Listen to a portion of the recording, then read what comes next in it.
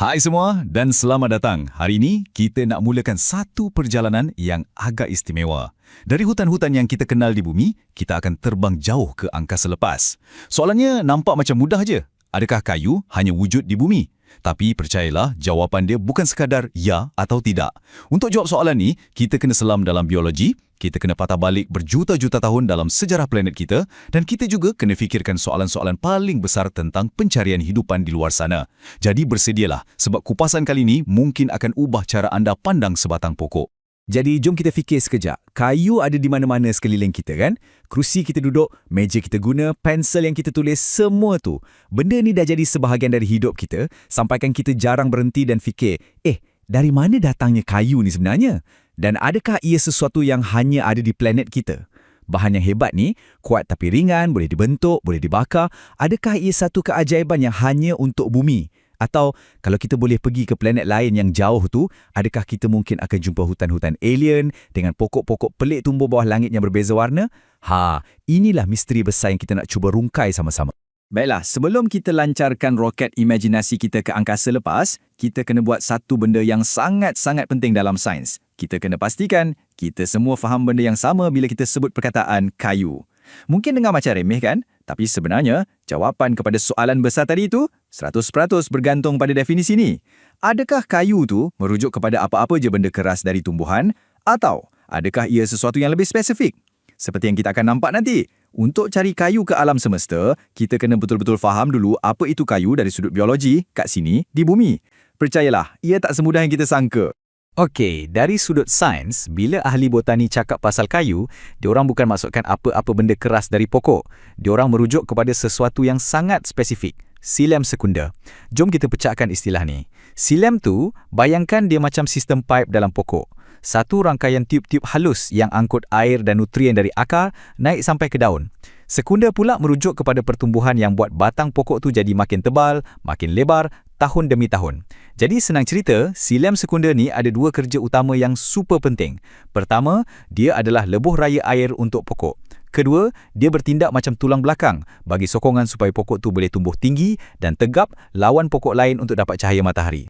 Nak faham lagi senang, cuba kita bayangkan bahan binaan yang kita cipta sendiri, iaitu konkrit bertertulang. Kayu ni lebih kurang macam itulah, tapi versi semula jadi.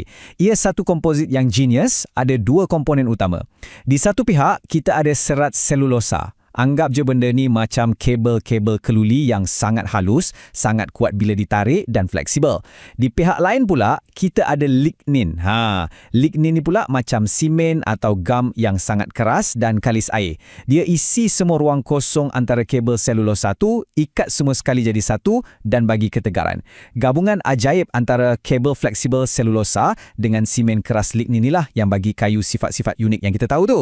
Okey, bila kita dah faham pasal silem secondary ni, kita boleh jelaskan satu salah faham yang biasa orang buat. Cuba tengok pokok kelapa sawit. Batang dia keras kan? Dan kita panggil kayu sawit. Tapi, kalau ikut definisi botani yang ketat, itu bukan kayu sebenar. Kenapa pula? Sebab dia tak ada satu lapisan sel khas yang dipanggil cambium vascular. Cambium vascular ni, bayangkan dia macam sebuah kilang kecil yang keliling batang pokok tu. Setiap tahun, kilang ni akan hasilkan lapisan baru silem secondary ke arah dalam. Lapisan-lapisan inilah yang kita nampak sebagai gelang pertumbuhan bila kita tebang pokok. Pokok sawit, dia tak ada kilang ni. Batang dia cuma himpunan tisu pipe yang padat. Jadi, walaupun nampak macam pokok, dari segi biologi, struktur dalaman dia sangat berbeza.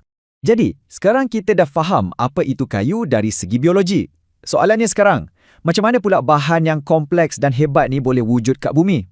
Adakah ia sesuatu yang memang akan muncul bila ada tumbuhan? Jawapannya, mudah je. Tidak. Kayu ni bukan satu kemestian. Sebaliknya, ia adalah satu rekaan biologi yang sangat menakjubkan. Ia adalah hasil daripada satu rantaian peristiwa evolusi yang sangat spesifik, mungkin juga ada nasib sikit dalam sejarah panjang planet kita.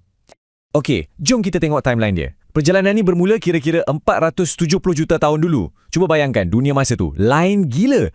Daratan kebanyakannya kosong. Tapi tumbuhan pertama mula nak jajah daratan. Tumbuhan ni kecil-kecil je, macam lumut melekat kat tanah. Tak ada sistem pipe, tak ada sokongan nak tumbuh tinggi. Lepas tu berpuluh juta tahun berlalu. Sekitar 400 juta tahun dulu, satu inovasi biologi yang jadi game changer muncul. Lignin.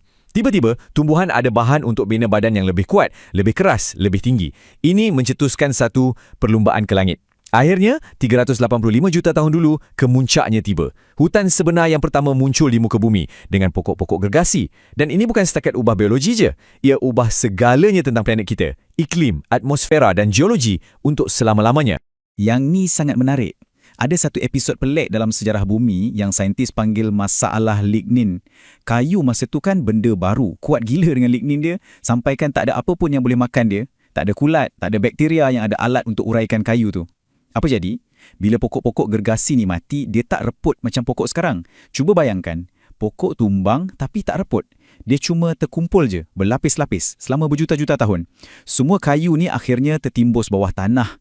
Lepas berjuta-juta tahun lagi, dengan tekanan dan haba yang tinggi, semua karbon yang terperangkap dalam kayu yang tak reput ni dimasak dan bertukar jadi, itulah arang batu yang kita guna sebagai sumber tenaga hari ini. Sampailah, selepas lebih kurang 60 juta tahun, barulah muncul hero kita, sejenis kulat yang kita panggil reput putih, yang akhirnya ada kebolehan untuk uraikan lignin. Dialah yang seimbangkan semula kitaran karbon di planet ni. Okey, kita dah selam dalam biologi kayu. Dah kembara ke zaman purba bumi untuk tengok sejarah dia. Dengan semua ilmu baru ni, sekarang tiba masanya kita angkat kepala dan pandang ke bintang. Dengan definisi yang lebih jelas dan pengetahuan tentang evolusi, kita boleh mula cari jawapan kepada soalan asal kita tadi. Tapi dengan cara yang lebih saintifik. Mungkinkah ada hutan-hutan alien di luar sana? Bila kita cakap nak cari kayu kat planet lain, sebenarnya kita kena jelas kita cari apa sebenarnya. Ada dua kemungkinan yang sangat berbeza. Pilihan pertama, kita cari kayu sebiji macam kat bumi. Maksudnya, bahan yang dari segi kimia dan biologi memang sama. Exilium secunda yang dibuat dari lignin dan selulosa. Kalau nak jumpa yang ni, planet tu kena lalui proses evolusi yang hampir sama macam bumi. Pilihan kedua, kita cari bahan ala-ala kayu. Maksudnya, bahan yang fungsinya sama, kuat, ringan, dibuat oleh hidupan, tapi mungkin kimia dia lain gila. Dibuat oleh makhluk yang kita tak boleh bayangkan pun. Senang cerita, kita nak cari salinan sebiji atau kita cari benda yang fungsinya sama tapi rupa lain. Kalau kita cakap pasal kimia asas kehidupan, karbonlah rajanya. Karbon ni macam blok Lego dengan 4 sambungan. Dia boleh bina rantai yang panjang, gelang dan macam-macam struktur molekul yang kompleks dan stabil. Inilah yang kita perlukan untuk bina benda-benda macam selulosa dan lignin. Dalam filem sci-fi, kita selalu dengar pasal hidupan berasaskan silikon, kan? Silikon ni duduk bawah karbon dalam jadual berkala, jadi dia pun ada 4 sambungan. Tapi, ada satu masalah besar. Bila karbon bergabung dengan oksigen, dia jadi karbon dioksida, sejenis gas, senang nak kitar semula. Tapi bila silikon bergabung dengan oksigen, dia jadi silikon dioksida, iaitu pasir. Cuba bayangkan hidupan yang hembus nafas keluar pasir. Agak susah, kan? Sebab itulah, walaupun bukan mustahil, saintis rasa hidupan dan struktur berasaskan karbon ni jauh lebih logik. Jadi, macam mana saintis nak cari tumbuhan kat planet yang berbilion-bilion kilometer jauhnya? Takkan nak guna teleskop untuk nampak pokok, kan? Jawapannya, diorang cari biosignature atau petanda kehidupan pada skala satu planet. Salah satu kaedah yang paling power dipanggil vegetation red edge. Macam ni dia berfungsi. Pokok kat bumi nampak hijau sebab klorofil dia serap cahaya merah dan biru tapi pantulkan cahaya hijau. Tapi ada satu benda mata kita tak nampak. Dalam spektrum inframerah dekat, pokok pantulkan banyak gila cahaya ni untuk elak dari jadi terlalu panas. Jadi, bila saintis analisis cahaya dari satu planet yang jauh, kalau diorang nampak satu corak yang spesifik, kurang cahaya merah, lepas tu tiba-tiba ada lonjakan besar cahaya inframerah, itu petanda yang sangat kuat, mungkin ada tumbuh-tumbuhan yang meluas kat permukaan planet.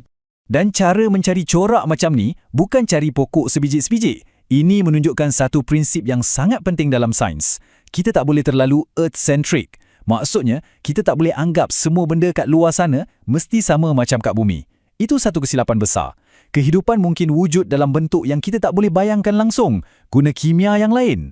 Jadi, kerja ahli astrobiologi ni bukan nak cari bumi 2.0, tapi kerja diorang ialah nak cari tempat yang ada tanda-tanda yang menunjukkan kehidupan. Tak kiralah macam mana bentuknya, boleh wujud di situ.